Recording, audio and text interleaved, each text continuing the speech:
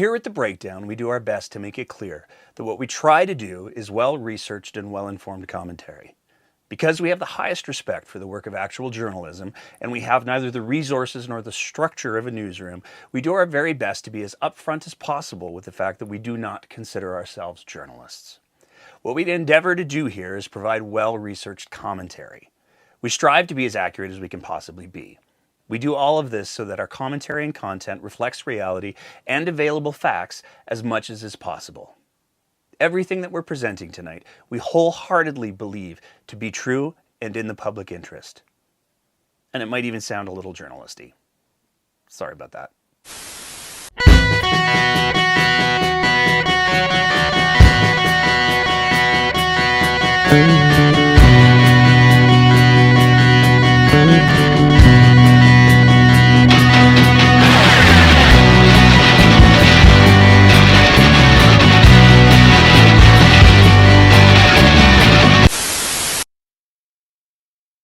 In the early days of 2020, at the start of the pandemic, Alberta Health Services made the decision to source personal protective equipment, or PPE, from a holding company that was run by someone who, up until that point, predominantly worked in the field of oil field training, bottled water, and underground utility construction. The company that the orders that we're referring to were placed through was a Mraish Holding Corporation. A report by independent journalist Kim Seaver highlighted that the contact for Mraish Holdings Corporation was a Sam Hassan Mraish, using an email address from another one of his companies, an oilfield training one, the Carver PA Corporation. Carver PA is a corporation that, by their own description, specializes in providing training to the petrochemical industry. They claim, "We are the only recruiting firm in the petro-energy sector that has an internal technical training and consulting department." That initial purchase of PPE was reportedly for $228 million and included masks, gowns, and thermometers. Most of the supplies were made in China, and there were some pretty significant quality control issues. In fact, the quality control was so bad, it made widespread news. The masks, delivered under the brand name Vanch, were reportedly of such low quality that many didn't even fit the faces of healthcare workers properly. They had nose pieces that unsafely didn't hold their shape, and because of that, couldn't create a seal providing the proper protection for healthcare workers braving the pandemic. Perhaps worst of all, many masks came with an odor that healthcare workers claimed was making them sick. Many have since pointed out the masks were not made by a single manufacturer, but by multiple manufacturers with varying quality and quality issues. Contrary to the Government of Alberta documentation, Vanch is not the name of the manufacturer. It's the brand name of a Chinese stationery group who sourced the masks from anyone who could meet their order and then packaged the masks in their Vanch branded boxes. Nonetheless, AHS continued to use Vanch masks. So to be clear, at the start of the pandemic, when protection for healthcare workers should have been a foremost concern, a company that had no obvious experience or track record in providing healthcare personal protective equipment received a sole-sourced contract for product that turned out, in some cases, to be incredibly substandard and in other cases, allegedly harmful to the very healthcare workers it was supposed to protect. And that company was run by Sam Mraish. This sole source contract for problematic PPE was, in effect, the birth of a new company called MH Care Medical under the Mraish Holding Corporation or Mraish Investment Corp umbrella. And it wasn't the last time that they would deliver problematic product to Alberta at great cost to the taxpayer in a high-profile manner. As a fascinating footnote to this part of the story, as the pandemic raged in November of 2020, Sam Mraish and Aaron Barner of the Métis Nation of Alberta met with then Cabinet Minister Josephine Pon to discuss the Indigenous Housing Capital Corporation. Remember that name, Aaron Barner, because it gets to be super relevant later. In the summer of 2020, Canada experienced a tridemic, caused by ongoing waves of the Omicron COVID variant, a spike in RSV among children, and an early start to the flu season with a strain of influenza B that particularly affected kids. This caused an unprecedented demand for children's pain and fever medication in the forms of acetaminophen, most commonly known as the brand name Tylenol, and ibuprofen, most commonly known as children's Advil or Motrin. It's also worth noting that over the first half of 2022, most public health measures across Canada, except voluntary vaccination, were abandoned. In August of 2022, Sick Kids Hospital in Toronto recommended parents get prescriptions of those medications to ensure supply in advance of the flu season, even though they are non-prescription over-the-counter medications, and a prescription would not ensure supply if the pharmacist was out of stock. By the time that the Canadian Pharmaceutical Association was able to get out a rebuttal, mass hoarding in advance had already begun, emptying shelves in Eastern Canada and causing a 53% increase in sales in U.S. pharmacies along the border. This caused a nationwide shortage of these two medications heading into the fall respiratory virus season. To make matters worse, the 2022-2023 influenza season started in October, roughly 6 weeks earlier than expected. As soon as pharmacies got stock, people would clean out shelves to stockpile it at home, even if their kids weren't sick. In September of 2022, Health Canada began working with global manufacturers to adapt their products for the Canadian market. By November of 2022, the federal government had approved the import of 9 brand name products from the United States and Australia, resulting in the import of over 4.4 million units over the winter. In parallel, Canadian manufacturers massively ramped up production of these medications under brand names trusted by Canadians, releasing 13.9 million units by May of 2023. Normal demand across Canada for these medications is 300 to 400,000 bottles per year. There is no question that the combination of sudden surge in illness in 2022 plus the hoarding emptied retailers' shelves. But as sharply as that pediatric influenza B spike began in October, it fell in November and largely ended over Christmas. It became obvious over the month of November that Health Canada, pumping the market with imports 10 times the annual demand from multiple manufacturers and countries, would catch up to the market by year-end, especially with the drop in pediatric influenza and the related calming and hoarding. Nonetheless, on December 6, 2022, Premier Danielle Smith and then Health Minister Jason Copping announced that they were signing a deal with a Turkish company, Atabey Pharmaceuticals, for 5 million bottles of children's acetaminophen and ibuprofen to supply to Alberta pharmacies at the cost of at least $80 million.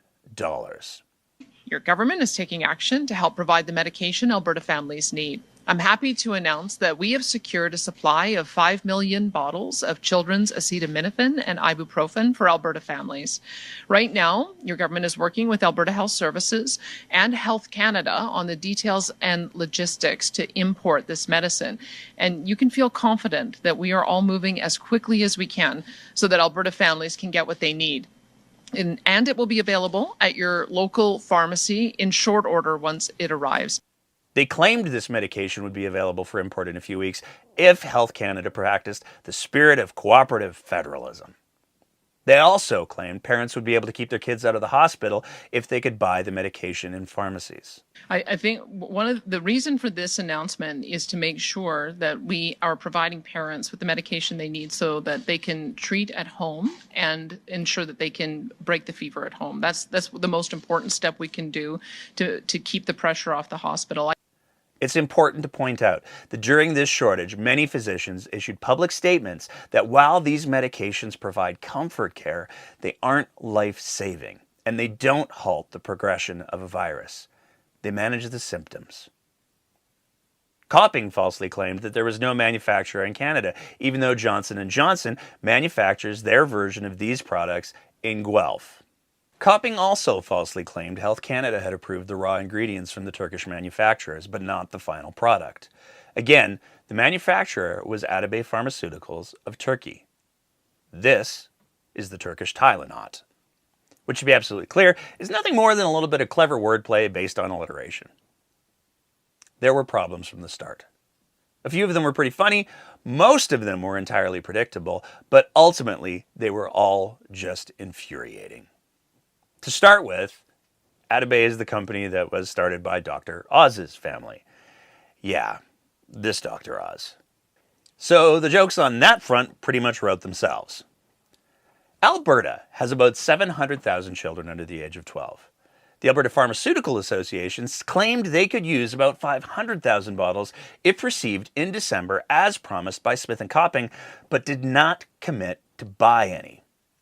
While Alberta was ordering more bottles than the entire population of the province, 5 million bottles, Premier Smith and Health Minister Copping were confident that Albertans wouldn't be on the hook for the surplus and that Alberta would be able to sell the bottles to other provinces. For additional context, 5 million bottles is about 10 to 14 times the entire national demand for children's pain and fever medications. Between imports and increased domestic production, Health Canada brought in over 18 million bottles that winter. Surplus inventory after the winter was more likely to be a problem than a shortage. Out of the 80 million total budget, the government of Alberta committed to purchase 70 million worth of meds at $14 a bottle, which is about twice the wholesale price and way more than retail price. The other 10 million was for unspecified internal costs.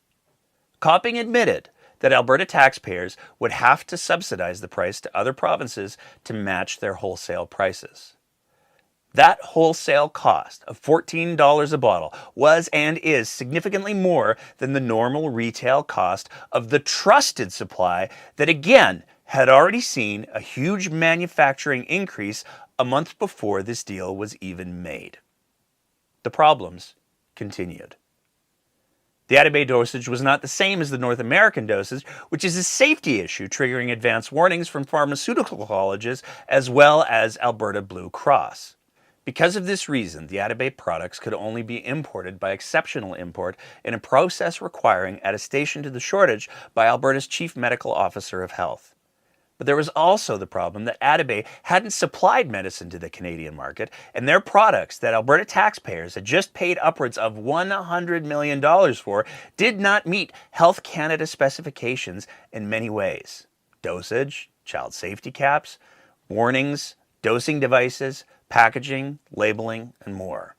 We have a statement from Health Canada that says they received proposals by Alberta for the importation of shortages ibuprofen and acetaminophen for use in pharmacies, and that a decision was provided to you guys in December. What exactly did that decision say? There's a couple of things that we had to do in working through with a new supplier. The Health Canada has to go through and examine the manufacturer. They have to examine our import facilities. We had to make sure that the formulation was the same as we would sell for generic products here. We had to get French and English packaging approved. And we went through all of those different steps, and so as a result, we have our first shipment arriving on the weekend. It's going to be for Alberta Health Services use. It's 250,000 bottles.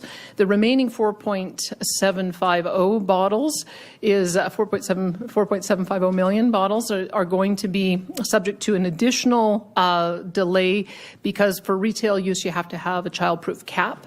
As I understand it, we are working on making sure that that approval process is taking place. And so that'll be the second batch. And as soon as we know when the retail use is going to be available, we'll do another press release. But the good news is that our Alberta Health Services hospitals will have the first shipment by this weekend.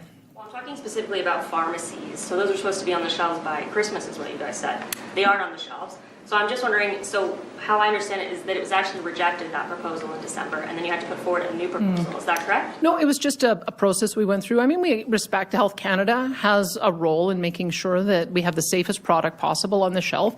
And the issue that they had was that when you make a product available for a retail use, it has to have a child-proof cap. So we're just working with the manufacturer to make sure that that is in place so that we can make it available for retail use. And look, I don't want to rush Health Canada. Certainly want to make sure that people, as soon as the supply arrives, that they feel confident in it. It really was just a matter of us meeting the regulatory conditions, and that was the last condition we needed to meet. So you had to put forward a new application. We've been working with them right from the beginning. We always knew that we would have a certain amount that would arrive that would be for AHS use, and then we had to continue working with them to make sure that we had the bottling that met their specifications. One of the specifications was we had to make sure that it was listed in the same familiar type of formulation that we have in Canada. We had to make sure French and English labeling, and this last hurdle is we just have to make sure we've got the child-proof cap. So it's been a process that we've been going on. It's just taken taken a little bit longer than we expected, but the first shipment is arriving this weekend for Alberta Health Services. Just to confirm, this is the same application that came back in December. I've been working with this on this all the way along. We have been working with Alberta Health, Health Canada to make sure that we were meeting all of their compliance. It's a brand new supplier. There's just a couple of hurdles that we needed to get through, and we're almost on the last one. The medication itself didn't even start to arrive until January, but because of issues with the labeling and the dosing, that first shipment of 250,000 bottles could only be distributed to Alberta hospitals, where nurses could be trusted to perform the extra work of converting the dosage before administering the medication to patients. Medication for the public to purchase in pharmacies didn't arrive until late March, 2 months after Health Canada allowed another exceptional import and well after the shortage of the trusted brand name supply had been resolved. The medication had to be stored behind the counter as the pharmacists were required to teach parents how to adjust the dosage. But the problems didn't stop there. Because of the delay in the shipments and the wrong dosage, no other provinces had any interest in buying them. Also, since Health Canada has not provided regulatory approval for any Atabay product at a national level, any other province could only get them on a case-by-case applications to Health Canada again for exceptional import, which again would require a shortage. Alberta was ultimately only able to import 1.5 million of the 5 million bottles purchased because the shortage justifying the exceptional import had ended, and Health Canada never provided approval for anywhere other than Alberta. New Health Minister Adriana LaGrange directed this massive overbuy to Alberta hospitals. This inventory was dumped into AHS books, even though AHS never had a shortage, had its own suppliers through 2022 and 2023, and the original stated intent for these medications was that they had been purchased for retail sales in pharmacies. Perhaps most concerning, though, the medication that was distributed to hospitals for use was only approved for ages 2 and up. AHS determined that because of its consistency, if used with newborn babies in the neonatal intensive care units, it could place those newborns at a risk of a condition called necrotizing enterocolitis, which literally kills the intestines of infants when used through feeding tubes. Alberta Health Services discontinued the use of the medication entirely. Fortunately, nobody was hurt. All told, Alberta hospitals only used the medications for only 2 months before returning to its already established supply. But that only further underscores the question. If the medication was originally purchased with the intent to be distributed in pharmacies for the public to buy, why was it ever redirected to the hospital supply, if not just because Smith needed a cheap victory lap? Alberta only received 1.5 million bottles of the 5 million bottles that the province paid for.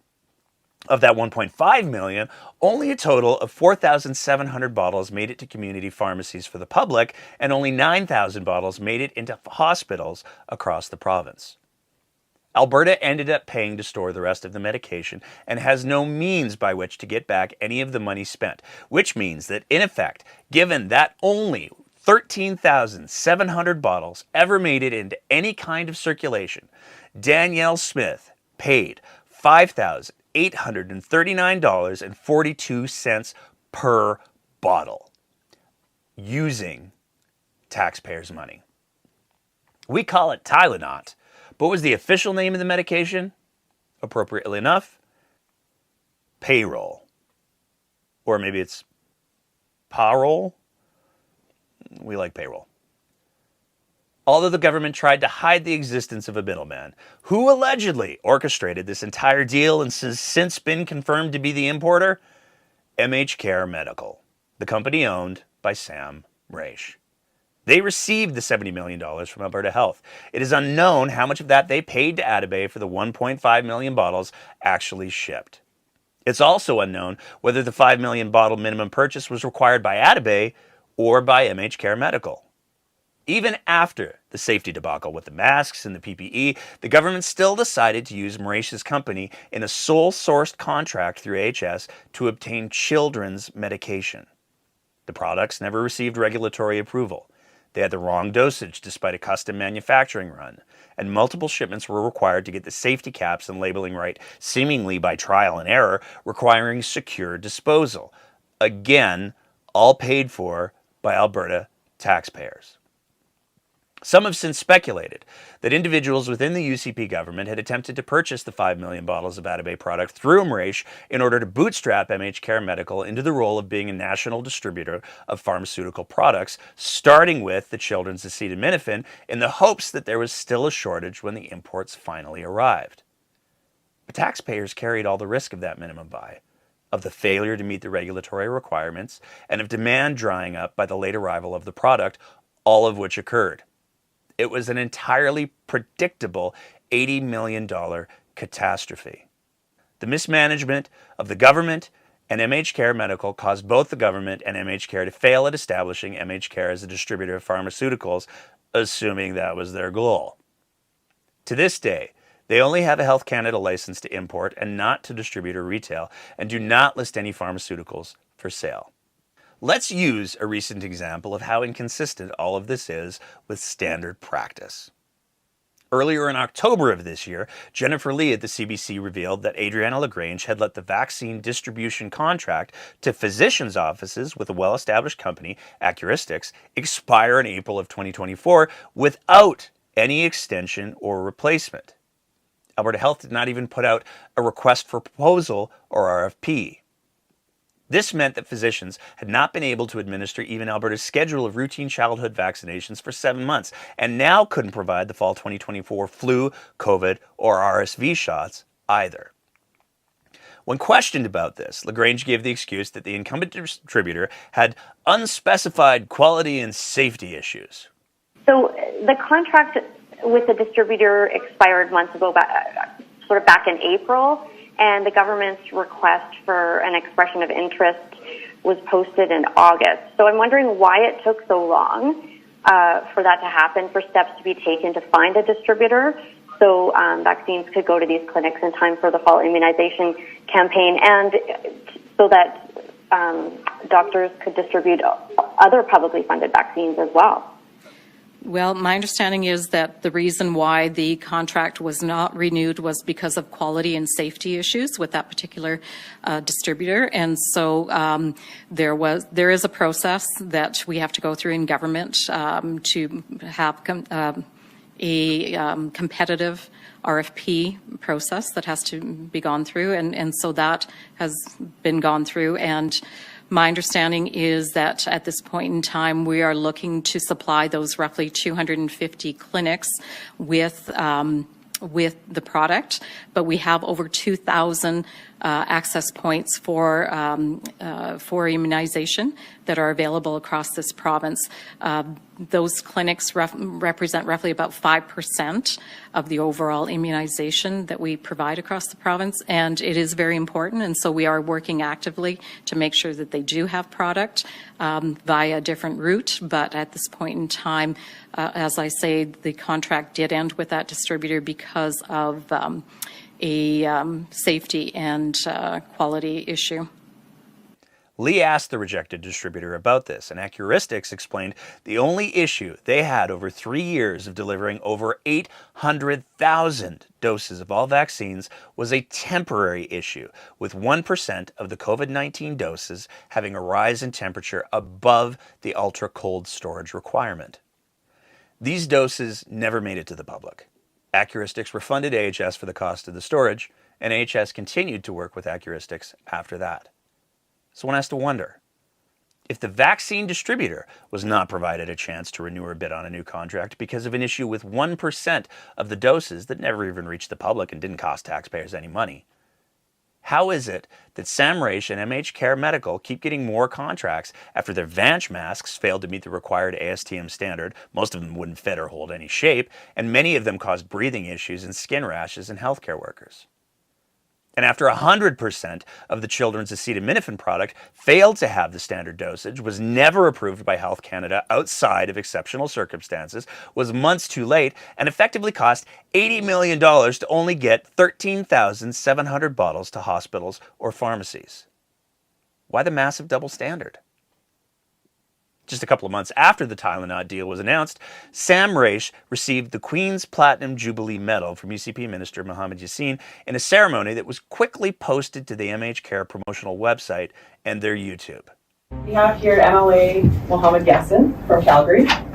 Welcome. He is part of a nomination for Sam for the Platinum Jubilee Award. I am so pleased today to recognize Sam for the marvelous work that he has done on behalf of Lieutenant Governor here in this province, in behalf of government here.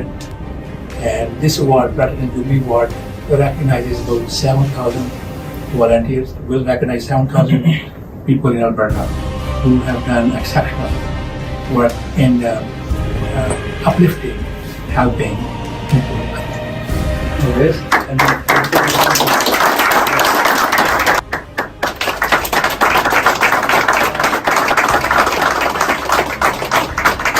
This is a very proud moment for me and something that means a lot. And this is the land of opportunity where generational change is possible. Because we were given an opportunity to succeed in this province, it's allowed us an opportunity to go back and give back to the community. Thank you guys. Thank you.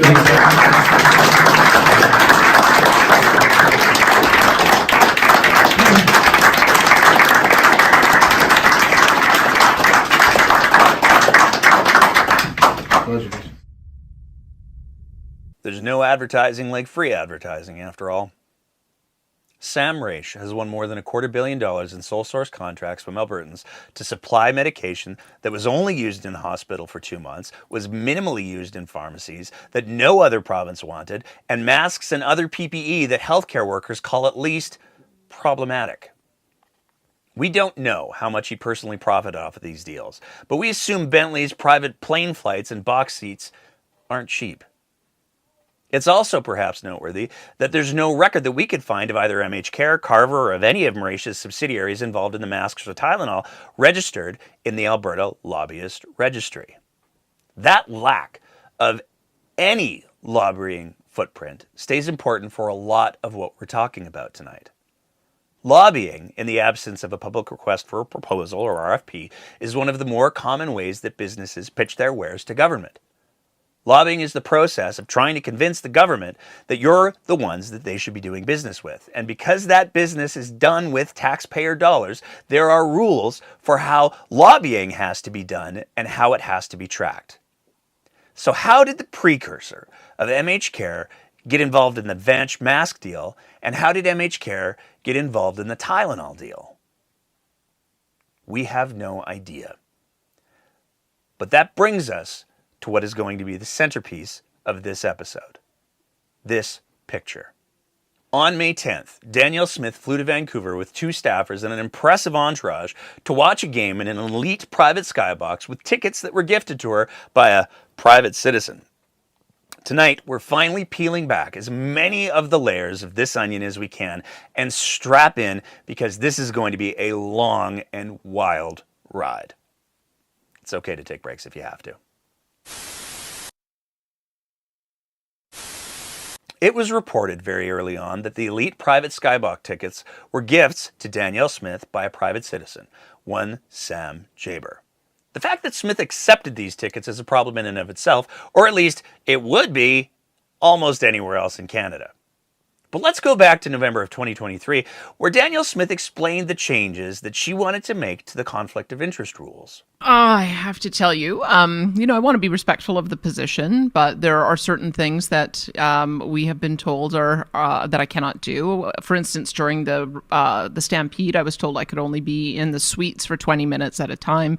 When I receive ribbon skirts as a matter of protocol, it's been questioned whether I'm allowed to keep them. They're probably only valued at $40. Been told I can't do dishes in my husband's restaurant, even though I'm volunteering to do that. So I just have to say that I think that there are some tweaks tweaks we may need so that we are able to go to that. I think the issue was whether, I mean, I don't want to go to a game and then only be able to stay in a suite for 20 minutes, right? So I declined. But if we can address some of those issues, I think most people expect that as a matter of course, as premier or as a minister, you have to do some of these things because it's such a great celebration of everything we have in Alberta. Yeah. So we have to make some changes to the rules. I get the no doing dishes thing because when the Premier of Alberta posts a photo doing dishes and the restaurant's up for sale at the same time, and then people know that it's the Premier's restaurant or the Premier's spouse's restaurant, I don't know. Maybe that's marketing. I don't know what it is. But I can understand the justification. Well, I can't understand the justification. I remember Jason Kenney, was it the Grey Cup? Wasn't it the Grey Cup? Jason Kenney wearing the I Love Canadian Oil and Gas hoodie when he did it doesn't make sense to me. I spoke personally with several government ministers at the Heritage Classic. I know they were there, and the Premier can't be there. I mean, I'm going to go so far as to say I heard the commissioner of the National Hockey League was pretty pissed off. Did you hear that? Well, he did call and ask me if I could go, and I just said I didn't think I'd be able to get ethics commissioner approval on that. But to the credit of Explore Edmonton, because I spoke with them yesterday, they did a lot of work with the ethics commissioner to get a number of tickets that I think were at valued at $170 each, and so they were below the $200 limit. So a number of my colleagues were able to go. But you know what? I just I'm trying. I want to stay within the rules, but sometimes if the rules haven't kept up with where we find ourselves today, we may have to adjust them. Yeah, I think you're trying to get $1 billion arena built down in Calgary, and the commissioner of the league's in, and the eyes of the hockey world are on the Metro Edmonton region. I'd suggest the Premier should be there. To be clear, a conflict of interest occurs when an individual becomes unreliable because of a clash between personal interests and professional duties or responsibilities. Another way to say that is if you can't clearly tell what a person's motives are for doing what they're doing because they could have multiple motives, including gain for people other than the ones they're supposed to be working for, they're in a conflict. That also includes personal gain. Danielle Smith made it very clear that box seats were a high-value item for her, and she changed the rules and laws to get them. That's a pretty big conflict of interest in and of itself. Nonetheless, Danielle Smith made her sweeping changes to the limits for gifts that MLAs could accept, but also made some pretty drastic changes to the rules for staffers as well. Gifts for elected MLAs used to be limited to a $200 value, with gifted tickets to events capped at $400. Smith completely removed limits for MLAs and ministers, requiring only that the gifts must be reported to the Ethics Commissioner. For context, federal law prohibits MPs from accepting gifts worth more than $40 from industry stakeholders and registered lobbyists. For staffers, Smith initiated rules that state that staff could only accept gifts if it was in the performance of their official duties. The gift of the tickets to Smith and then to her staff is a violation of normal practice. And while it may not be a direct violation of the rules that Smith rewrote for herself, there's no doubt that the fact that two of her staff accepted the gifts was a violation. Here's how. Sam Jaber is quite literally an employee of Danielle Smith.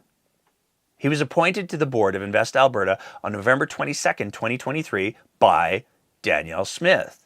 Invest Alberta is a Crown corporation, which means that it is owned by the people of Alberta.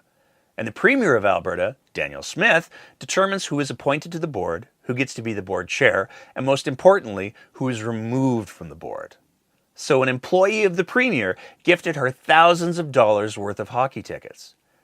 Extravagant gifts from employees to direct supervisors or employers is a major conflict of interest, as it creates the opportunity for decisions to be made about that employee's performance, not based on how well they do their job, but the fact that the employer, in this case Smith, gets things. This is basic ethics and professional practice. Whether you accept Jaber as an employee of Smith or not, Invest Alberta does have its own code of conduct as required by all Alberta Crown corporations, and Jaber seems to be violating several provisions of that code of conduct. For example, under Section 2.1 Acceptable Behavior, E.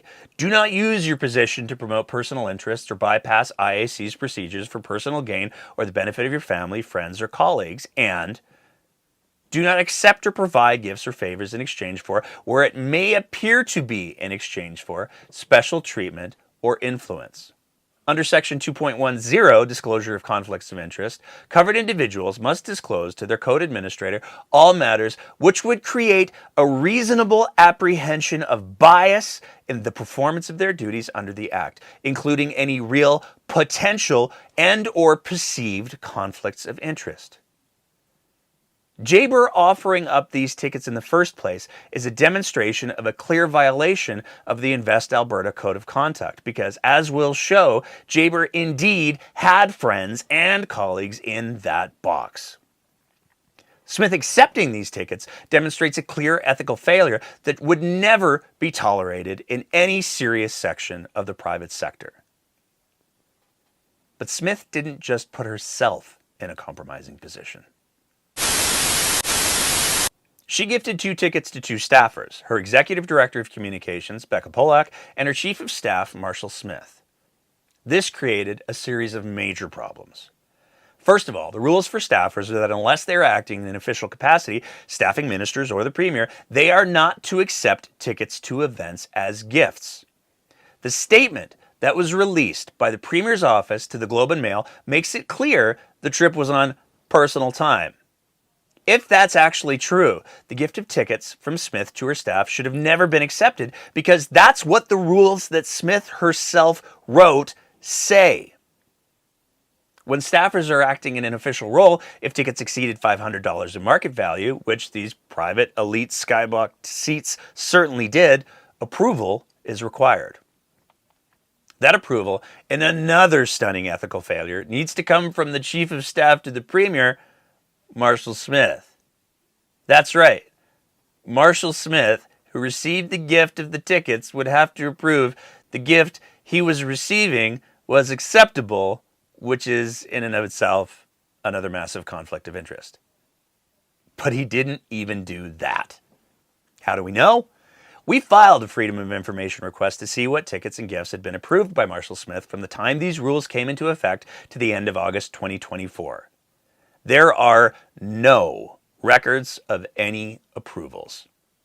So no matter what, the rules that are designed to ensure that staffers behave in an ethical way were broken.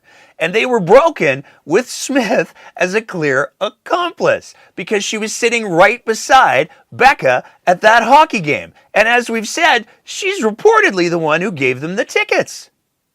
But that's not all.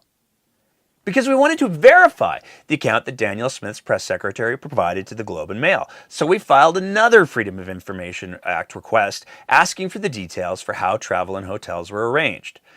It turns out that despite the fact that the attendance of the game happened on personal time, the arrangements for hotels were booked through government channels and initially paid for on a single government purchasing card, enjoying the tax breaks that come with purchasing for government business. The statement Smith's office provided to the Globe and Mail was on May 13th and claimed that Premier Smith traveled with 2 staff, both paid their own expenses. But it wasn't until May 15th that internal government communications clarified that Becca Polak and Marshall Smith needed to be billed for the hotels. Even more complicating is the fact that while we received confirmation that Becca Polak did reimburse taxpayers for her trip, we didn't receive anything saying the Premier's former Chief of Staff, Marshall Smith, did. So no matter what, the Premier's office lied to the Globe and Mail and to Albertans. No matter what, by passing these tickets on to Becca Polak and Marshall Smith, the Premier of Smith incited them to break the very ethics rules that she had just finished rewriting. And let's be very clear here. They could have followed their own rules by claiming that Becca and Marshall were staffing Smith in an official capacity and by having Marshall approve the gifts. But all of the available evidence strongly shows they just couldn't be bothered. And worse, when caught, there's a very reasonable argument to be made. They just tried to cover it up. But that's just the start. Because now we need to go back to the photo. Because the photo appears to be a peek into the sprawling network that Sam Raish has built for himself. And we want to be very clear that what we're presenting here is only what we know and can prove. We're not claiming that it's an exhaustive or complete look at the Raish business empire. So who is all here? And who is here but not? We've got the Executive Communications Director, Becca Polak, We've got Danielle Smith, the Premier of Alberta. Those are the easy ones. But here's where it starts to get wild. In the back row, we have Aaron Barner, Senior Executive Officer for the Métis Nation of Alberta.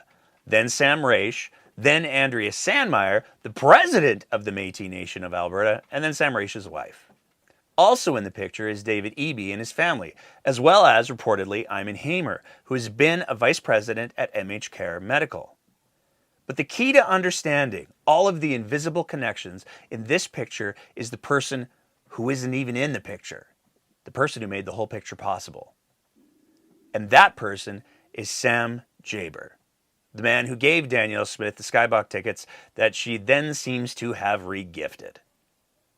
We've already addressed the fact that Sam Jaber is in effect an employee of Danielle Smith because he was appointed by her to the board of Invest Alberta in November of 2023. But Mr. Jaber is a great deal more than that. Mr. Jaber is a businessman and accountant who, from everything that we can tell, lives and works in the Edmonton area. But it's the type of business that he seems to be predominantly engaged in that makes him so important in understanding the hidden dynamics in the picture. Because Sam Jaber's primary business appears to be the accounting firm Jaberson and Associates. That business is run out of an industrial office strip mall at 5430 136th Ave Northwest, Edmonton. The other business run out of that address is Phoenician Accounting and Tax Services, who Jaber also appears to have been the principal of, based on the fact that he regularly cross-posts for Jaberson and Associates on the Phoenician Facebook page and is the only public admin of that Facebook page. Jaberson and Associates and Phoenician share a business address, phone number, and a client portal that says, "Welcome to the Jaberson and Associates client portal," but is hosted on the Phoenician website. And while Phoenician now seems to be largely defunct, the logo for Phoenician remains on the office. It's a little confusing, we know. There's a lot of accounting services that a qualified accountant can provide. One of them is managing corporate registrations. And this is where a lot of the connections in that picture start to make sense. It's common practice for corporations to use their accounting office for the storage of their records. That's important to keep in mind for the rest of this story. Because there are 4 numbered companies that jumped out at us that were registered by Sam Jaber in September of 2023, just 2 months before Jaber was appointed to Invest Alberta. The records address for all 4 companies are Sam Jaber's offices. All 4 of these numbered companies use the contact email address ocoresco@carvercorporation.com. An online search reveals that Alicia Corzesco used to be a payroll physician for Phoenician Accounting, an accountant with Carver, and a senior accountant with MHCare Medical. The registered office for all 4 companies is number 300, 14815, 119th Avenue Northwest, again in Edmonton. In a wild coincidence, that address is also the location of the Carver Building, a 3-story office block that also serves as the headquarters for MHCare and the Carver PA Corporation. Weird, huh? Yeah, that's the same Carver Corporation that Sam Raish used as his contact throughout the Vanch debacle before he converted the Raish Holding Company to MHCare Medical Corporation in 2020. So, to recap, there is now proof that Sam Raish, whose companies provided controversial products on not 1 but 2 high-profile occasions, and who has presumably made a boatload of money off of those deals on the taxpayer dime, has a long-standing business relationship with Sam Jaber. Sam Jaber gave Danielle Smith expensive elite Skybox tickets, even though he was her employee, and by any normal business practice, that represents a huge conflict of interest. So even with what we've presented just so far, we've got some pretty major problems. But of course, there's a whole lot more. Let's go back to those 4 companies for a second, take a look at who is all involved, because there's 4 additional names we haven't mentioned yet. D'Arcy Durand, Kenneth Hawkins, Leslie Sheeler, and Blaine Iskew. Dr. D'Arcy Durand is an orthopedic surgeon who is also the head of the Alberta Surgical Group, a chartered surgical facility.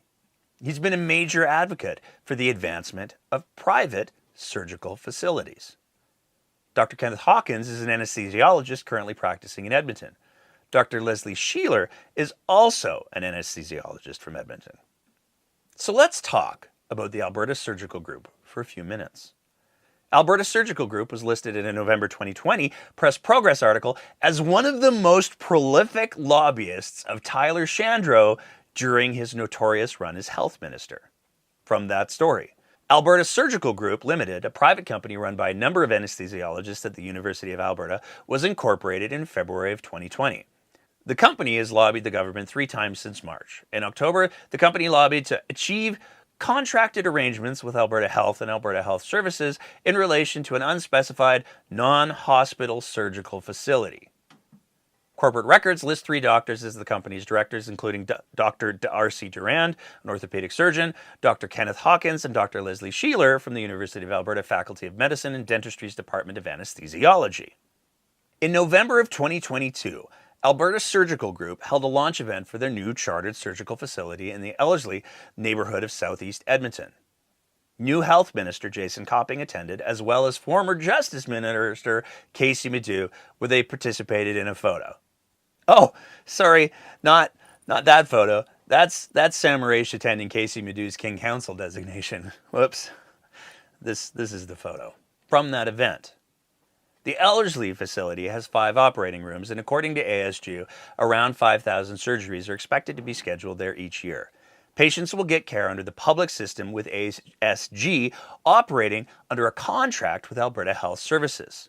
The company website lists only 2 founders, Dr. Durand as surgical director and Dr. Sheeler as medical director. And who is that prolific lobbyist from that Press Progress story who did all that prolific lobbying for Alberta Surgical Group? The firm P3 Capital Partners Incorporated. Who's the chairman of P3 Capital Partners? Doug Horner. Wait, that last name sounds familiar. Doug Horner was an MLA representing Spruce Grove from 2001 to January 2015. He was the president of the Treasury Board and Minister of Finance until Jim Prentice's cabinet was sworn in on September 15, 2014. Doug Horner's family is very politically active in Alberta. His cousin, Nate Horner, has been the MLA for Drumheller-Stettler since 2019 and a cabinet minister since July 2021.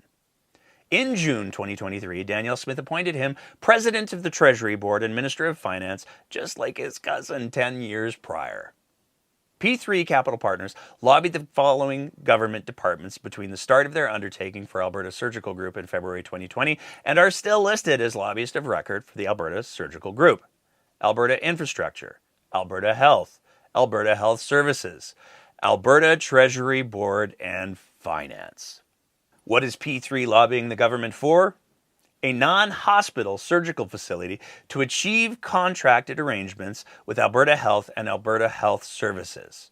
The guideline or directive: request for expression of interest, non-hospital surgical facilities, services to achieve contracted arrangements with Alberta Health and Alberta Health Services.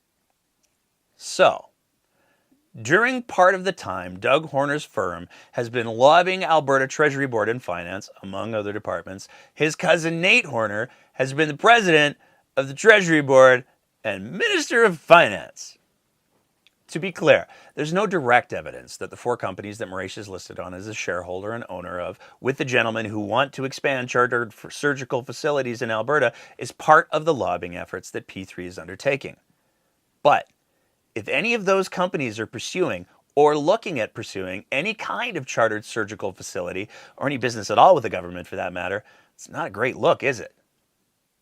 At the very least, a business partner in 4 companies with those physicians invited Nate Horner to hockey games, and Nate Horner has confirmed he attended 2 of those games. You attended hockey games with MH Care, Sam Rish. I'm wondering which games you went to and how many. I did attend 2 Oilers games with MH Care. I went to a game in the first round and a game in the third. I don't have the exact dates on me, but it's was all within the rules and will be disclosed on my ethics commissioner statement. You have a follow-up? Yep, thank you. Thank you very much for answering that, Minister. It's been tricky getting ministers to answer that question. We can't get answers out of the Premier's office. It will never be public what games staff went to under the current rules. Do you think that the current rules need to be revised? The rules were just revised. I You can't think speculate on. But do you believe the current version of these rules is adequate? Now that we've, in retrospect, after the past couple months and seeing the resistance from this government to disclose who went to games and who hosted, do you think that the rules are serving Albertans? Does this feel like resistance? Yes, I've been trying to get a hold of Just you for told 2 you. months. You hung up on me once, Minister. I've been trying to get a hold of you. I've been emailing you. We've reached out repeatedly to the Premier's office without answer. Do you believe, are you comfortable with the current version of these rules guarding your conflicts of interest? Yes. Thank you, Carrie. Next question. How is that not lobbying, a clear conflict of interest, or at the very least a profound ethical failing? How does Nate Horner end up at 2 games with a person that closely connected to companies that are a part of the expansion of privately delivered healthcare in the province of Alberta, and neither he nor his staff apparently had any idea? So, Well, when you were meeting with Sam Marish in his box, did you push him to get some sort of value out of the $80 million for the Tylenol that put children at risk? What did you do in that moment as finance minister? I'm not going to comment about any private Alberta citizens. You know, I'd never met the man before, and he offered the ticket, and I went. Thanks. We're done. Because when we take a look at the criteria that have to be in place before MLAs can accept these sorts of gifts, it's very hard to see how any of these circumstances meet that criteria in any way. Let's take a look at the Conflict of Interest Act. Gifts, benefits from persons other than the Crown. A member breaches this act if the member, or to the knowledge of the member or the member's spouse or adult interdependent partner or minor child, accepts from a person other than the Crown a fee, gift, or other benefit that is connected directly or indirectly with the performance of the member's office. So to be super clear, an MLA or minister is not allowed to accept gifts that are connected directly or indirectly with their office unless they are of certain value in the performance of their duties. In part because Smith changed the regulations so that gifts of elite tickets can be accepted if the elected official is accepting them in the course of their duties. Also from the Conflicts of Interest Act, subsection 1 does not apply to a fee, gift, or other benefit that is accepted by the member or the member's spouse or adult independent partner or minor child as an incident of protocol or of the social obligations that normally accompany the member's office. If Horner was there in his capacity as a minister, and someone is trying to make the argument that this was an incident of protocol or normal social obligations, you have to wonder what the protocol was that saw him accepting tickets from someone he says he knew nothing about. Well, when you were meeting with Sam Marish in his box, did you push him to get some sort of value out of the $80 million for the Tylenol that put children at risk? What did you do in that moment as finance minister? I'm not going to comment about any private Alberta citizens. You know, I'd never met the man before, and he offered the ticket, and I went. Thanks. We're done. And if Horner was there in his official capacity, then there are real questions about whether he was being lobbied by Marish. But Marish isn't registered as a lobbyist, so at a certain point, what is even going on here? We've said it before and we'll say it again. Either Horner and his staff are unbelievably incompetent, or they're just lying. And we still haven't gotten to Blaine. You know, the fourth person involved in those 4 corporations that Marish set up with the owners of Alberta Surgical Group. Because Blaine Iskew, another partner in these 4 seemingly medical companies, is particularly interesting in his own right. According to his LinkedIn, he was formerly involved in strategic and clinical contracting for AHS right up until roughly the same time Sam Marish's Turkish Tylenot deal was announced, at which point he jumped ship to MH Care, where he has since been a strategic business consultant. By August of 2024, he became executive vice president and spoke publicly for the company at PR events. And if you're bumping on the fact that a potentially key figure in the Tylenot acquisition suddenly jumped to MH Care immediately after the ink was dry, you're not alone. We bumped too. We tried to reach out to Blaine to confirm whether or not he was involved in the Tylenot, directly or indirectly, and he didn't reply to us. Do with that what you will. So to recap again, Sam Jaber and Sam Marish are business buddies. Sam Jaber set up 4 companies for a group of physicians and anesthesiologists, 2 of which included Sam Raish on the board of directors, and all of which have a numbered company for which Sam Raish is the sole shareholder, as owning voting shares in varying amounts across those 4 numbered companies. Yeah, you heard that right. 226-2576 Alberta Limited is a majority shareholder in 2 of the doctor companies that we talked about earlier, and a part owner in all of the ones that we found. The sole shareholder and owner of 226-2576 is none other than Sam Raish. All of this was done in October of 2023, 1 month before Sam Jaber was appointed to Invest Alberta by Danielle Smith, and roughly 6 months before Sam Jaber gave presumably thousands of dollars of playoff tickets to Danielle Smith. It's also worth noting again that it was in November of 2023 that Danielle Smith announced that she would be making those sweeping changes to the Conflict of Interest Act, allowing for exorbitant gifts at a level that previously would have been illegal, and those changes were completed in just a few weeks. The lobbyist for at least one of the other related companies, Alberta Surgical Group, is the cousin of the current finance minister. The business partner in 4 other companies with the docs who run the Alberta Surgical Group has gifted tickets to the finance minister, Nate Horner. Danielle Smith accepted tickets from the accountant who set up those 4 companies.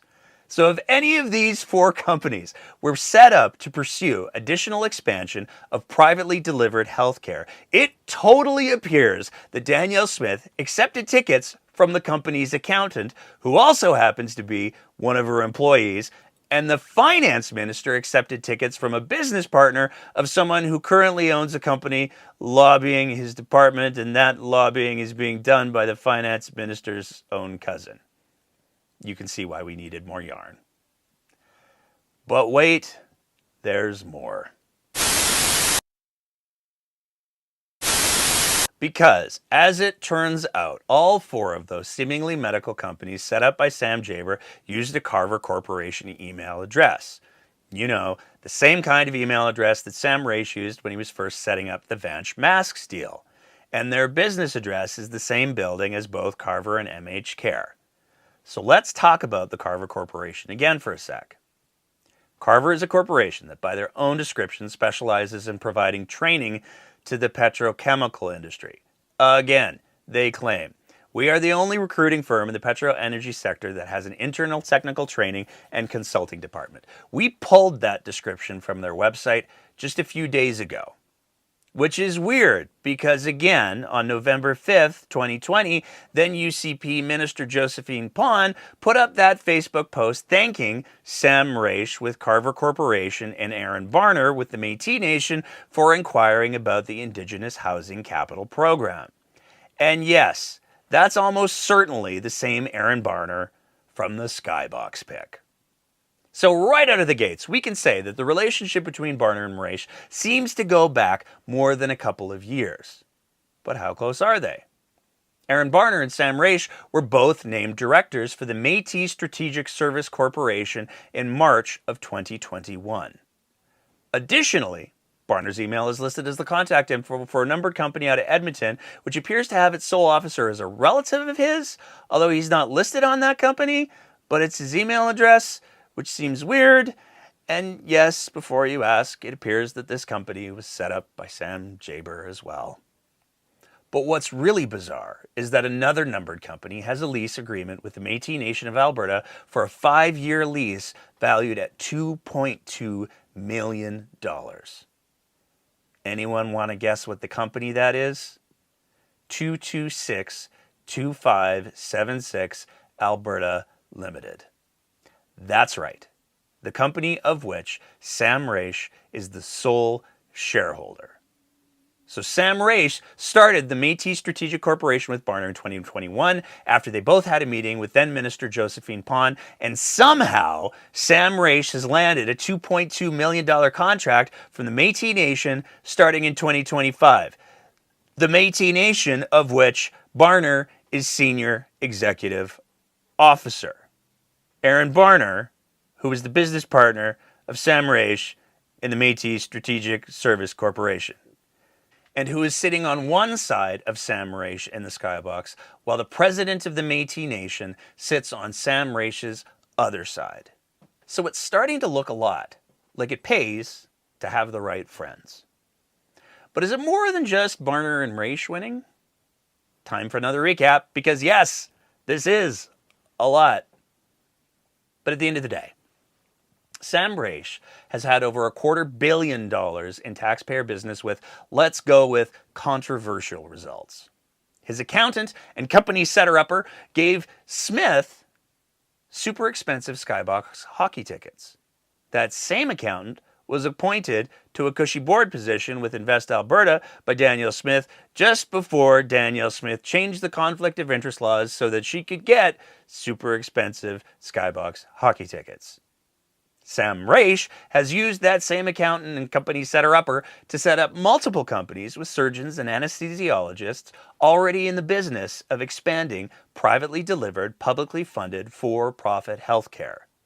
The lobbying company that those surgeons and anesthesiologists hired to lobby the government for more government contracts, expanding privately delivered, publicly funded, for-profit healthcare is the cousin of the finance minister. The finance minister attended 2 elite games as a guest of Sam Raish, who again is in business with those doctors advocating for privately delivered, publicly funded, for-profit healthcare.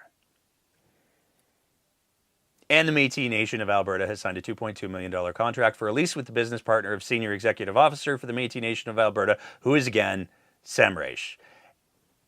And apparently everybody just loves hockey. But healthcare, education, and pretty much everything else in the province of Alberta are collapsing. Well, the Premier of Alberta is living her best life in the middle of all of this. And no one in the UCP government seems to have any concern with what a dumpster fire this is or cares to hold the Premier to account, because somewhere in the midst of all this, they seem to have forgotten that they're supposed to work for Albertans first, not an ethically compromised leader, and certainly not themselves. But at least Marshall Smith retired. Could it possibly get worse? If you made it this far, you already know the answer. It should be pretty clear at this point that Sam Raish is winning big financially in all of this. He's had 2 massive deals that were paid for with taxpayers' money under 2 separate premiers, despite the first round of product he delivered reportedly causing harm to healthcare workers and being of varying quality, and a second major round turning into a boondoggle costing Albertans upwards of $100 million. But does it pay to be a part of Sam Raish's inner circle? Sure seems to have paid off well for Sam Jaber. He's on the board of Invest Alberta, and he's making enough bank that he can gift the Premier of Alberta an entire Skybox worth of tickets for a Stanley Cup semifinal playoff game. Is there anyone else? Well, it appears that if you're family of Sam Raish, that relationship certainly doesn't seem to hurt when it comes to getting government jobs. Khalil Raish, who's been identified as family in multiple reports, landed a sweet gig as a policy advisor to the UCP government before moving on. Ahmad Jabara and Mahmoud Jabara, pictured here standing beside their Uncle Sam, also have landed gigs with the UCP government as policy advisors, despite having no identifiable substantial background experience in the portfolios they're advising on. Largely because since this story started up, they both appear to have deleted their primary LinkedIn and most of their public-facing social media. But nonetheless, Mahmoud Jabara, whose LinkedIn described him as a bilingual petroleum engineer, is a policy advisor to Rebecca Schultz, Minister of Environment and Parks. Ahmad Jabara, who deleted one of those 2 LinkedIns we found, appears to have described himself as having demonstrated history of working in the logistics and supply chain industry, skilled in banking, managerial finance, accounts payable, accounts receivable, and finance. Ahmad Jabara is a policy advisor to Energy Minister Brian Jean. One of these LinkedIns also has him as an employee of MH Care Medical from 2020 forward. Even if you're not family, though, having connections with Sam Raish seems to at least coincide with sweet appointments. Jayan Nagendran, Another Edmonton-based physician was appointed by Danielle Smith to the Edmonton Police Commission in July of 2023. In fairness, though, the company that both Giant and Mraish had together for 3 years was dissolved a few months prior.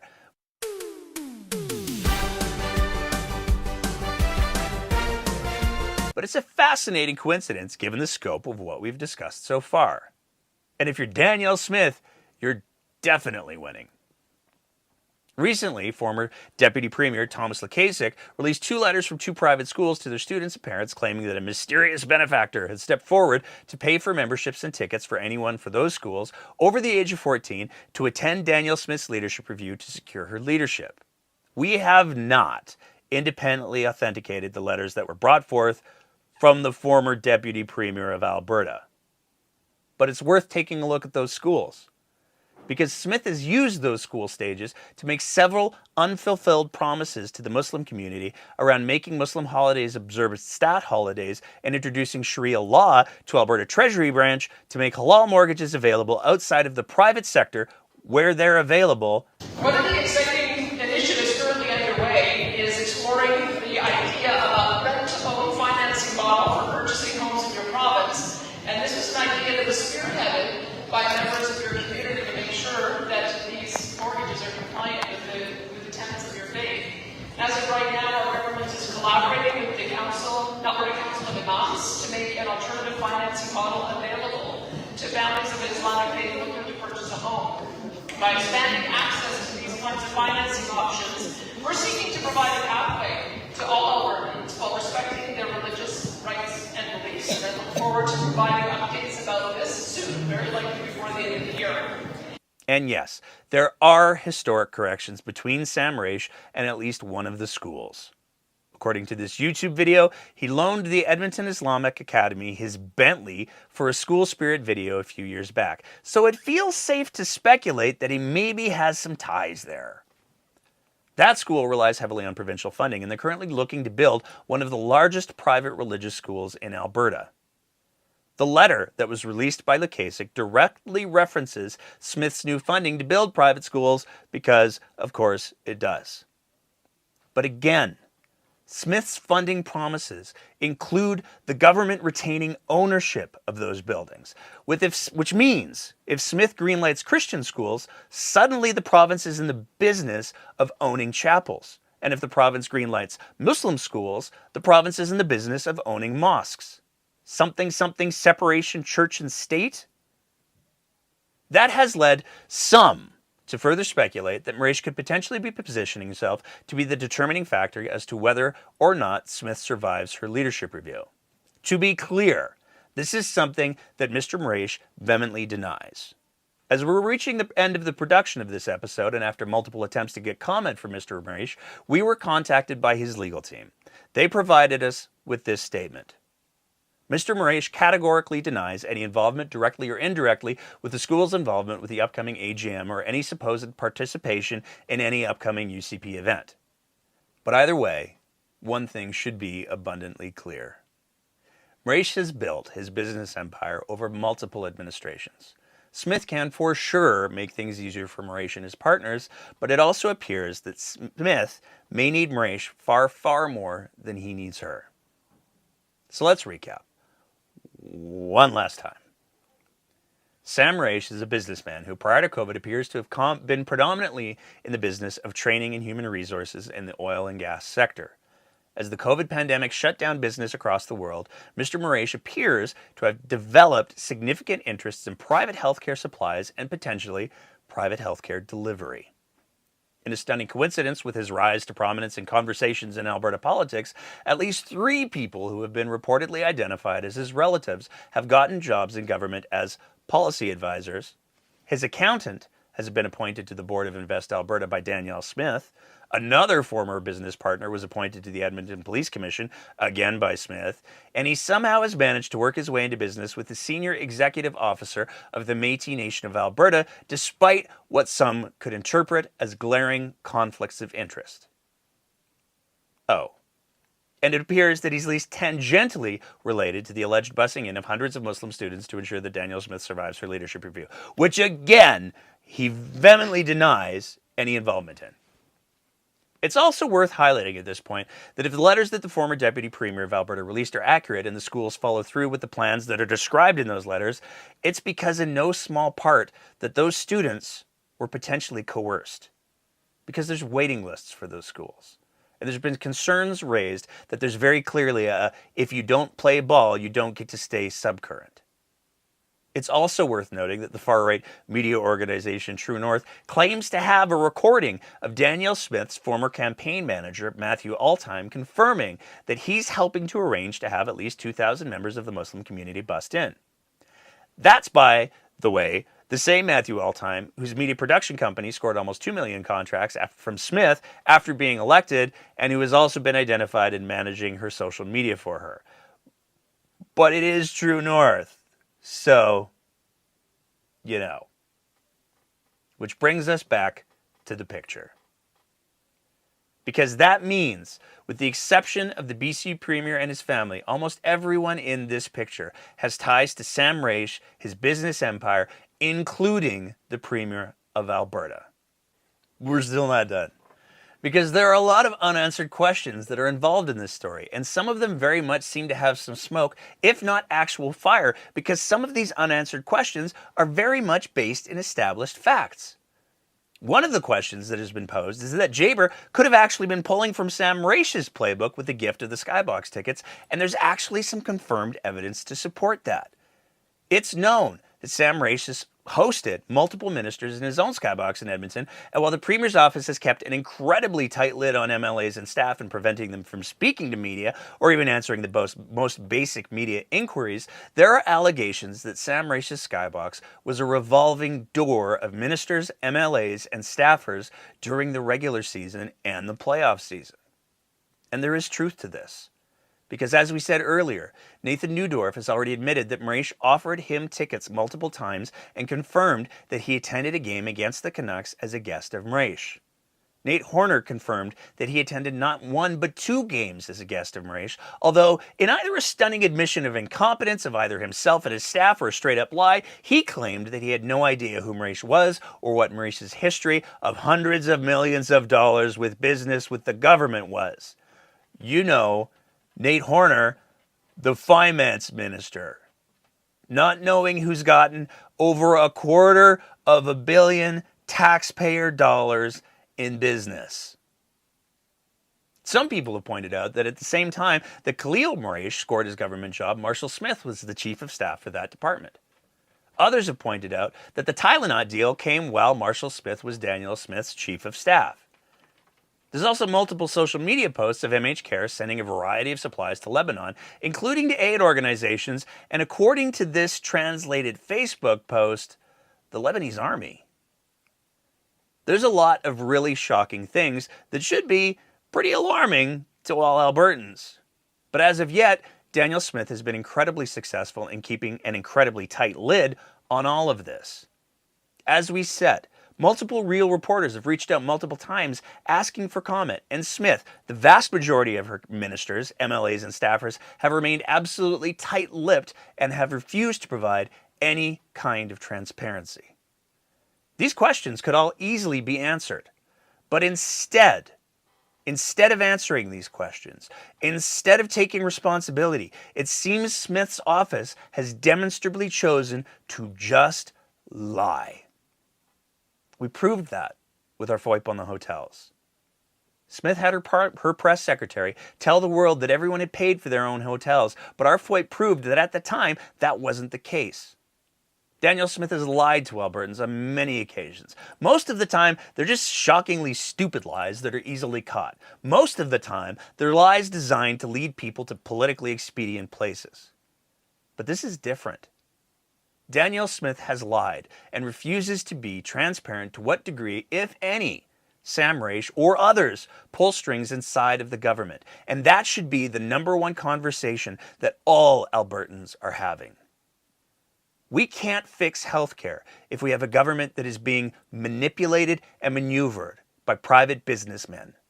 We can't fix the economy when public dollars are being siphoned off to make the uber rich richer, if that's what's happening. We can't fix education when the promise of new private religious schools on the taxpayer's dime could be used to determine where money goes because it could save a premiership. It's worth remembering this isn't the first time that the procurement process appears to have gone sideways. In the early days of 2021, we did a different episode where we highlighted questionable procurement practices when it came to buying masks for school children. That episode was the result of another FOIP that we completed that demonstrated that mass procurement didn't go at all as one would expect. And to make a very long story short, somehow the company of a UCP donor and supporter of Adriana LaGrange ended up with a pretty juicy contract. The Ethics Commissioner determined that there are grounds for suspicion and that there is no doubt that the minister's office had some involvement with that process. And this highlights the greatest problem. It seems inescapable at this point that the UCP has allowed for an erosion of the guardrails that are supposed to ensure that business conducted with taxpayer dollars is done in a way that is in the best interest of taxpayers. These same guardrails are supposed to ensure that the people making these decisions, again, with taxpayer money, aren't being influenced by anything other than what is the best and most appropriate use of that money. Danielle Smith's sweeping changes to ethics laws and the rules around what elected officials can accept as gifts have only accelerated the erosion that the UCP started. As an additional footnote and as a fascinating twist, according to the Elections Alberta database, Sam Hassine Marash and folks who share the same name as his family members have donated almost $25,000 to the Alberta NDP between 2019 and 2020. We have not found any evidence to date that the NDP have made any business decisions based on those donations, but as always, our DMs are open. But what's next for Marash's circle of associates? In this exhausting crawl down a rabbit hole, we discovered that on September 9th, 2024, just a few weeks ago, the Jabara Brothers Incorporated at one of Marash's addresses and using the services of Sam Jaber's accounting firm again, a company called Harmony Path Homes, which their website describes as providing care for seniors and vulnerable Albertans, and also claims on that same website to already be presently providing 2 group home programs. Also interesting is that Harmony Path Homes cites another separate organization that works with disabled children. But when we reached out to that organization, they advised us they don't do any work with Harmony Path Homes. So that's weird, right? We watch with great interest to see if Harmony Path Homes wins any government contracts and if they are competitively bid or sole sourced. We can't help but note that no lobby filing for Harmony Path has yet been filed. We also can't help but notice as well that both an Ahmed Jabara and a Mahmoud Jabara are still listed on the Government of Alberta staff directory as policy advisors to 2 ministers. Weird, right? And that's where the stops for today. We've reached out to all of the major players in what we've shared tonight, and while we did not get any responses from any of them or any comment from any of them above and beyond the comment we received from Mr. Marash denying any involvement with the UCP leadership review, I did receive a cease and desist letter alleging that our pursuit of this story is in some way motivated by Islamophobia. It's been suggested that I shouldn't publicly respond to that allegation. To hell with that. Nothing could be farther from the truth. Here at The Breakdown, we are proud of our track record of condemning hatred in all of its forms, conflating the questioning of businesses that have been the beneficiary of well over $250 million in taxpayers' business should not in any way be construed with anything other than a commitment to ensuring transparency from government and providing well-informed commentary. This episode is not about race, and it's not about religion. In a Venn diagram of corruption, the circle that represents the concerning business practices or abuse of public trusts overlaps with all ethnicities and all faiths. We remain committed to providing well-researched and well-informed commentary because we have the highest respect for the work of actual journalism.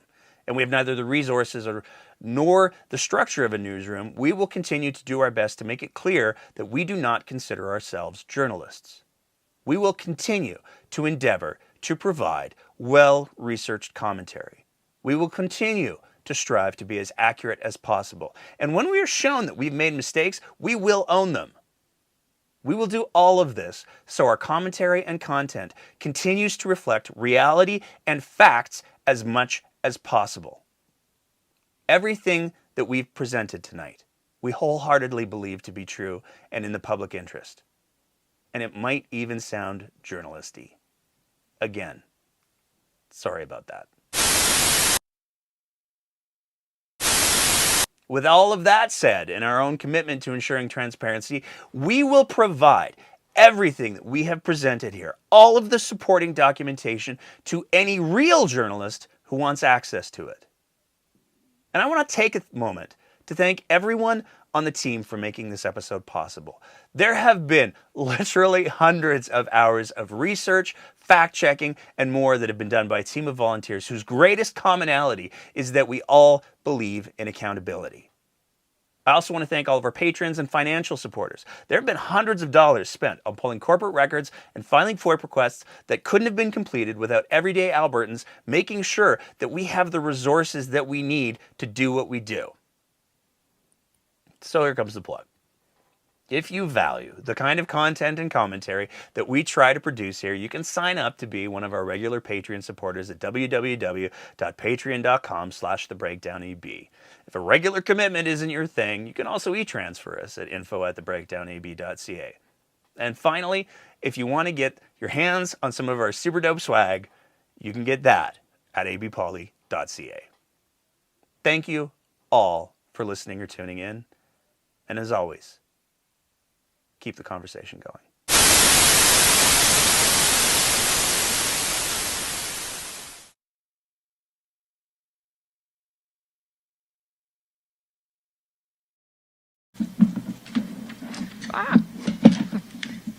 Calamity.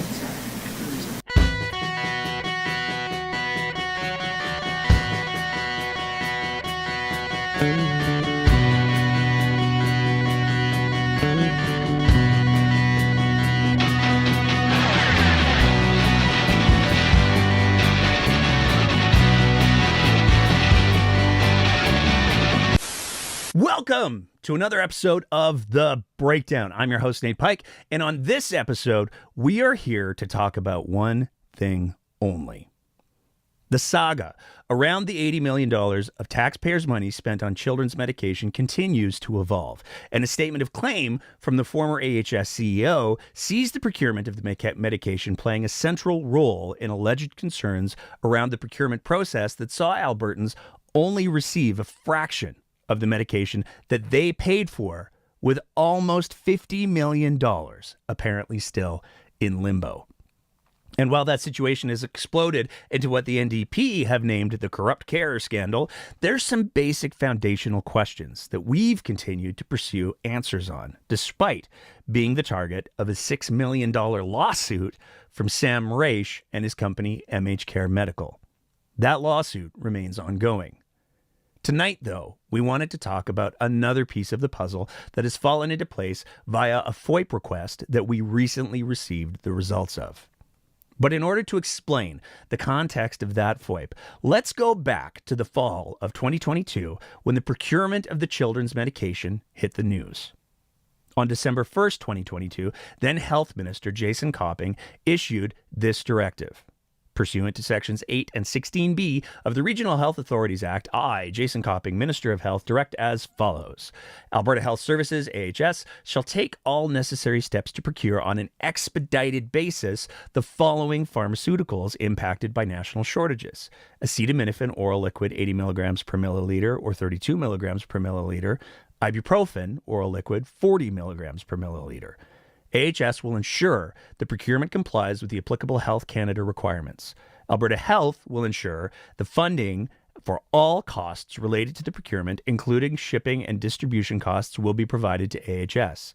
AHS and its agents will be authorized to distribute and sell the product to pharmacies and other provinces with the intent to recover as much of the costs as possible. This is the directive that ordered the purchase of the children's medication by AHS. And while there's definitely a conversation to be had about this being a perfect example of why there has historically been a firewall between elected officials and the implementation of healthcare, that's a conversation for another day. Today, we're here to talk about a few specific things. And we want to start with the fact that then Health Minister Jason Copping went out of his way to specify what concentrations of the medication to order. He's very clear. Acetaminophen, the generic chemical name for the active compound in Tylenol, 80 milligrams per milliliter or 32 milligrams per milliliter, and ibuprofen at 40 milligrams per milliliter. 80 milligrams per milliliter is the concentration typically used for infants under the age of 2 years old. It's a stronger concentration because babies don't generally like to take in a lot of anything when they're sick. 32 milligrams per milliliter is the dose for kids above 2 years because they can generally follow instructions a bit better than a baby. And when you have kids whose hands can do hand things, having a lower concentration around is generally a good thing. Because if kids get into acetaminophen for just, the fun grape flavor, it can be really damaging to their livers. For the ibuprofen, the concentration that was mandated by the directive, 40 milligrams per milliliter, is generally the dose used for kids from 4 months to 2 years. The higher concentration being, again, because infants generally tolerate smaller volumes of liquid better.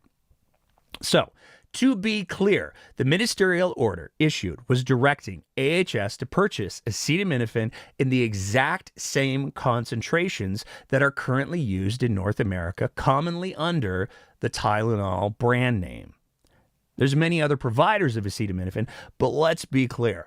None of the other providers or brands other than Tylenol are Tylenol. They're just not.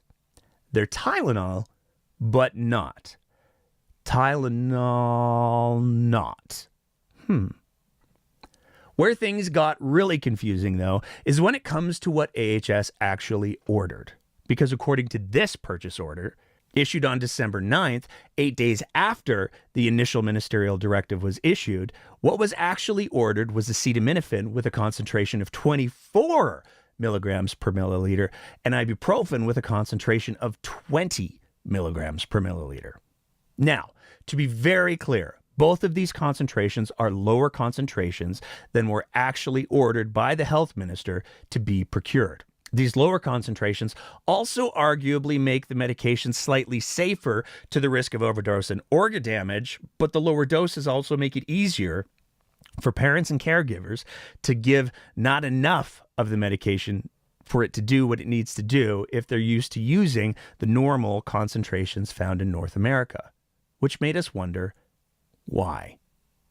When the ministerial directive was issued that clearly spelled out the exact concentrations to be ordered, why would AHS then go ahead and spend $70 million of taxpayers' money on not those exact concentrations? So as we do on this show, we filed a FOIP. And in that FOIP, we explicitly asked, seeking all records as defined by Section 1Q of the Act related to any communications authorizing or related to the change of concentrations of the Atabay children's medication ordered on December 9th, 2022 from the original concentration mandated in the ministerial directive of December 1st, 2022 of acetaminophen 80 milligrams per milliliter or 32 milligrams per milliliter to the ordered concentration of 24 milligrams per milliliter. Please include any relevant correspondence directing this change or any approvals of the change, which is a pretty complete and specific request. On May 9th, we received the results. We did not receive any correspondence suggesting that any records had been withheld. And that's what we're here to talk about tonight. On December 1st, 2022, a Thursday, an email was sent out that appears to reference a draft version of the ministerial directive. There was a flurry of discussion as to various timelines. Subject, forward, pediatric analgesic announcement. FYI, I just received this draft NR from the DMO. They are also under the impression this would be Monday at the earliest. Please don't share further. On December 5th, the Monday after the weekend, Isaac Van Dyne, who was then the director for the Office of the President and CEO, asked for an update. Subject, regarding pediatric analgesic announcement. Importance high. Hi, JP. The minister's office is just asking for an update on the pediatric acetaminophen procurement. Are you able to get us something as soon as possible this morning? And this is where we start to get some answers and some more questions, because shortly after, a reply was sent by Jitendra Prasad. Hi, Isaac.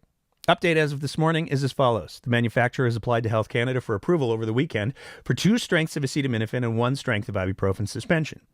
Health Canada has confirmed that they have received the applications that are in the process of reviewing. They have not provided any preliminary feedback at this time. The application number is noted below.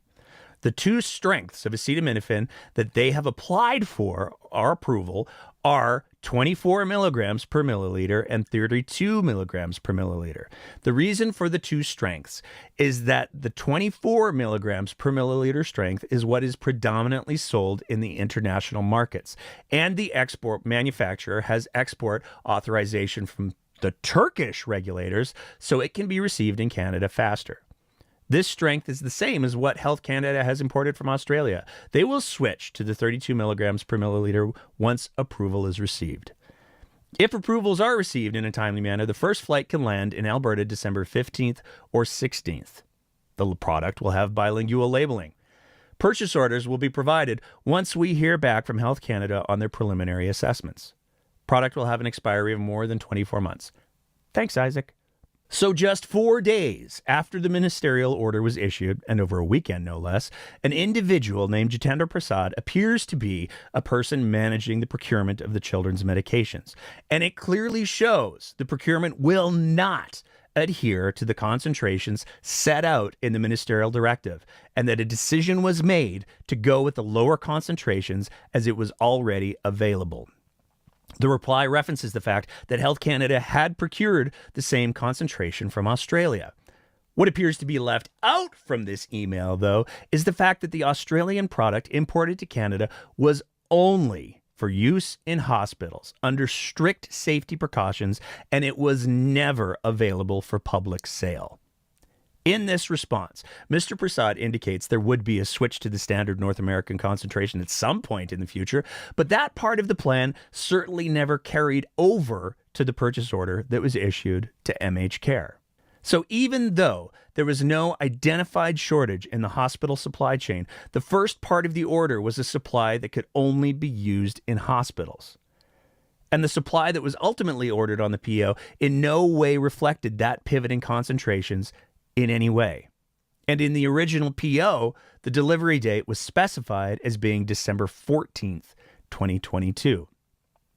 But adding even more confusion is this exchange on January 10th, 2023, which came at a press conference more than a month after the initial announcement. We have a statement from Health Canada that says they received proposals by Alberta for the importation of children's ibuprofen and acetaminophen for use in pharmacies, and that a decision was provided to you guys in December. What exactly did that decision say?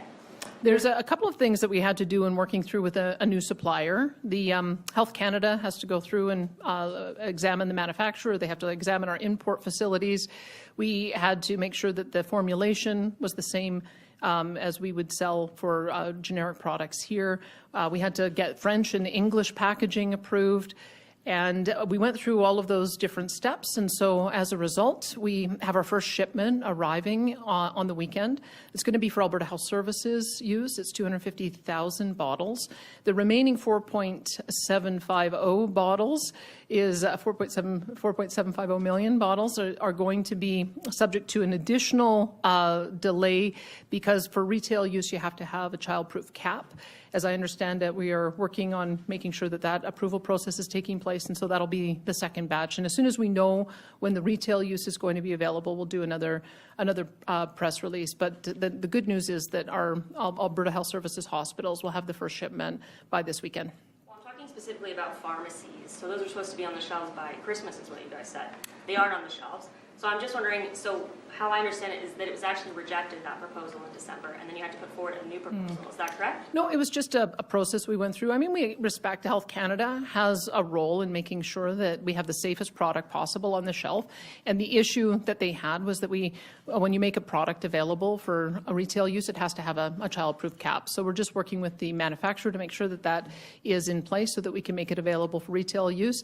And look, I don't want to rush Health Canada. Certainly want to make sure that that people, as soon as the supply arrives, that they feel confident in it. It really was just a matter of us meeting the regulatory conditions, and that was the last condition we needed to meet. So you had to put forward a new application.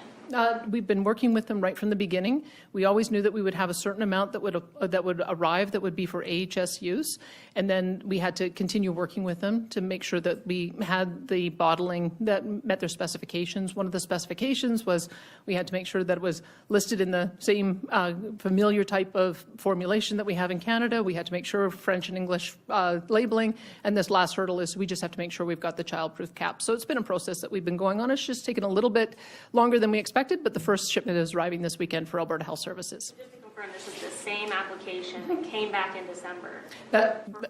I've been working with this on this all the way along. We have been working with Health Canada to make sure that we were meeting all of their compliance. It's a brand new supplier. There's just a couple of hurdles that we needed to get through, and we're almost on the last one. So, according to the Premier herself, Health Canada approval had not yet been granted. The safety requirements for the bottles had not yet been met, but nonetheless, the purchase order had been issued on December 8th, 2022. It wasn't until January 18th, 2023, more than a month after the December 14th delivery date stipulated in the PO had passed, that the first shipment arrived and was directed to hospitals because that product did not meet the safety standards for retail sales. From the Alberta government's own press release. In order to receive Health Canada approval, the manufacturer was required to submit a proposal outlining information on the medicine's quality, safety, and product packaging. Health Canada reviewed the proposal and requested additional information as well as a number of changes to meet Canada's regulatory requirements. One of these changes was the need to add child-resistant caps to the bottles for retail use supply. In the interim, an initial shipment was approved for hospital use only, as child-resistant caps are not a regulatory requirement when medicine is administered by medical professionals in a hospital. As a result, rather than wait for the total shipment, Alberta's government opted to receive a first shipment with medicines for hospital use. And we know from our previous FOIP that the first payments had been made on December 9th, 2022. Clearly, before the medication was even approved for either hospital use or for retail sales. In fact, the exact dates for the approvals as per the Health Canada website are December 30th, 2022, January 26th, 2023, and February 10th, 2023. So there are a lot of unanswered questions still, perhaps even more than we started with. But it seems we have some indication towards an answer to one of our biggest questions, and that is who managed the procurement of the meds and who seems to have overridden the minister's directions. And based off of these FOIP results, we can say that Jitendra Prasad appears to have been the lead in the procurement process. Some of you might find that name familiar. Let's quickly reference another pertinent document, and that's the statement of claim by former Alberta Health Services CEO Athana Mentzelopoulos, whose allegations remain to be tested in a court of law. Because in paragraph 20, section A, she alleges that Prasad retired briefly from AHS in April 2022 before becoming a contractor for AHS, and then returned as an AHS employee in the position of Chief Program Officer and later Special Advisor for AHS Contracts, Procurement, and Supply Management from October of 2022 to December of 2023, before then being seconded from AHS to Alberta Health. And in section B, she alleges Prasad had an MHCare medical email address, jprasad@mhcaremedical.com, in November 2022, just before the then Minister of Health directed AHS to enter in a contract with MHCare for a $70 million children's acetaminophen purchase order and supply agreement.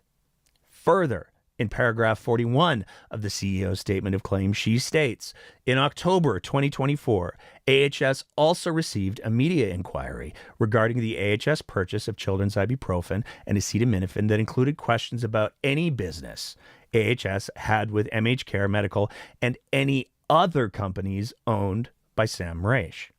The media inquiry was sent to Prasad to draft a reply because Mentzelopoulos had been told by Alberta Health that Prasad was the person who negotiated the AHS purchase contract for children's acetaminophen and knew everything about the deal. So to be clear, The lawsuit launched back in February of 2025 by the former AHS CEO alleged that Jitendra Prasad was not only the individual that negotiated the deal, but also alleges that he had an email address with the company that was tasked to bring in the medication over a 4-day period, including a weekend. Additionally, in a February 20th, 2025 article in the Globe and Mail, emails obtained by the Globe show that on January 11th, 2023, Mr. Prasad forwarded an email from an MHCare account in his name to what appears to be his personal Gmail account, then to his AHS account. He then forwarded that email, which included the resume of another person with an MHCare email, to an AHS employee who worked in procurement. The original forwarded email was dated November 7th, 2022. This report by the Globe seems to strongly suggest that Jitendra Prasad indeed had access to, if not control of, an MHCare email account between November 7th, 2022 and January 11th, 2023, when the medication order was negotiated and placed.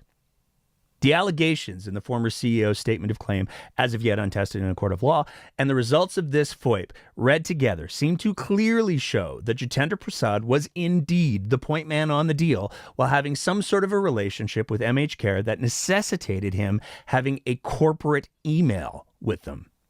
Now, we did reach out to MHCare and ask them for comment. They declined.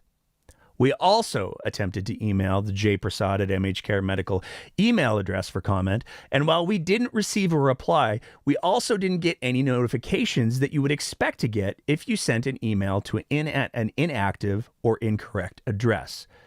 Do with that what you will. And this brings us to the point. There are problems here. That is undeniable. The need for an independent judicial inquiry enacted under the Inquiries Act should be a foregone conclusion at this point. But for reasons defying reason, the Premier of Alberta, Danielle Smith, continues to refuse to put that inquiry into motion.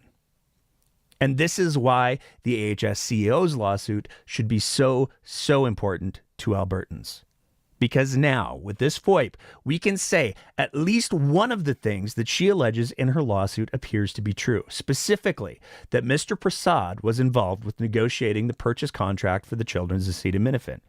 And if this piece is true, Albertans deserve to definitively know if Jitendra Prasad did or still does have an email address with MHCare, and they deserve to definitively know whether or not any of the other allegations in the former CEO's lawsuit are true.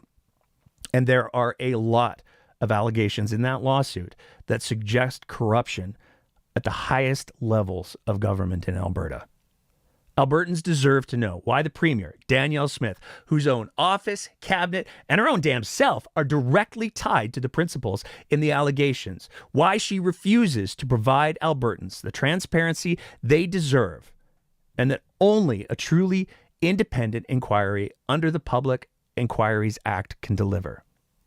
But again, instead of holding a public inquiry that could compel testimony and force the truth into the light, Danielle Smith, her ministers, and her MLAs refused to make that happen.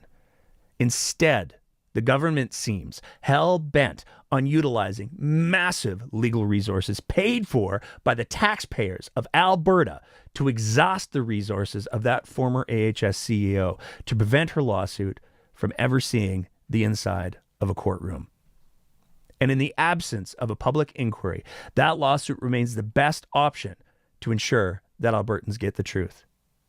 Here at The Breakdown, we're going to continue to pursue this story and the truth despite the ongoing $6 million lawsuit against us by MHCare and Sam Raish.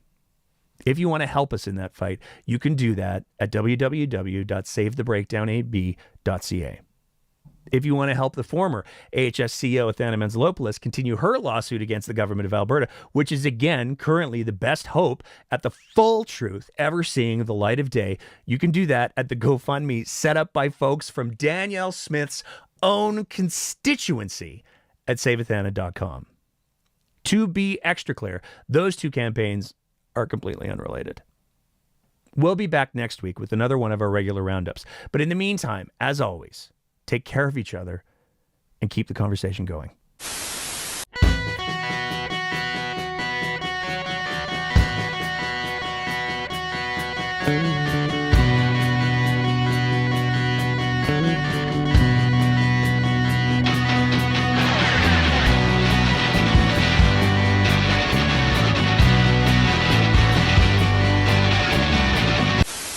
How's your BS detector evolved over time? I tend to be pretty trusting.